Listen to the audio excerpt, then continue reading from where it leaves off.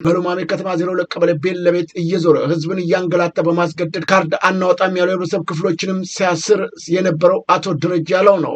በ206ኛ ኮር አዳኝ ቡድን በቁጥጥር ስር ከዋለ በኋላ የመንግስትን ገበና እንዲህ ሲል ዘግዝኮታል። ስሜ ደረጃ ያለው እባላለሁ። በጉባኤ ነኝ።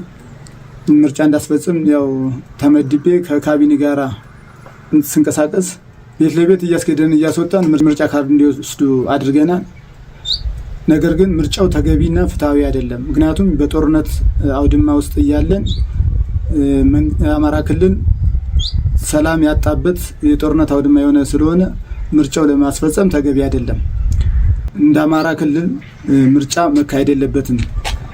ወረዳው በሙሉ በፋኖች መውደቁን እየገለጸው ለምሳሌ የኛን ወረዳ ብናየው በዙሪያ ወረዳ 28 ቀበሌ ያለ፣ በከተማ አስተዳደሩ 5 ቀበሌ ያለ፣ በዙሪያ ወረዳው ሙሉ በሙሉ ፋኖ ያለበት ነው።